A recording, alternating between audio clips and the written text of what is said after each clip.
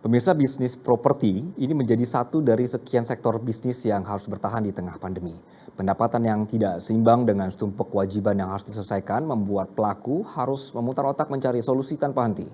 Strategi pun disiapkan agar bisnis properti kembali menggeliat seperti menjual rumah dengan diskon besar dan memberikan skema trade-in atau tukar tambah dengan aset calon pembeli. Kondisi dipersulit dengan makin selektifnya pihak bank memberikan pinjaman kredit perumahan rakyat atau KPR.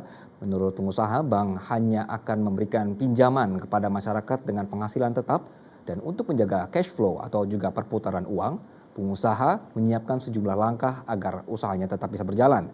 Salah satunya dengan memberi diskon besar kepada pembeli rumah dengan sistem cash.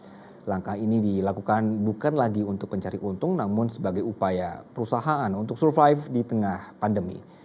Selain itu ada skema trade-in di mana calon pemilik bisa membeli rumah dengan tukar tambah aset yang dimiliki seperti dengan kendaraan atau juga tanah.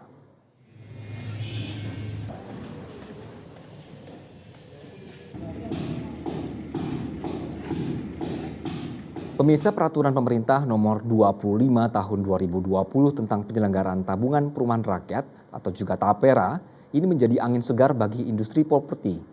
Pengusaha properti lokal meyakini kebijakan ini akan berdampak pada peningkatan pembelian perumahan yang kini lesu akibat pandemi. Menurut pengusaha properti, angka kebutuhan rumah per tahunnya cukup tinggi mencapai 900.000 rumah. Namun karena terbatasnya pendanaan, pemerintah hanya mampu membangun 300.000 rumah. Hal ini pun mengakibatkan backlog di mana terjadi kesenjangan antara jumlah rumah terbangun dengan jumlah rumah yang dibutuhkan. Sesuai dengan mekanisme yang diatur dalam PP nomor 25 tahun 2020, besaran simpanan TAPERA ini ditetapkan sebesar 3% dari gaji atau juga upah peserta, yang mana 2,5% ditanggung oleh pekerja dan 0,5% ditanggung oleh pemberi kerja atau perusahaan. Nah, tidak hanya untuk membeli perumahan, TAPERA juga bisa digunakan untuk merenovasi rumah.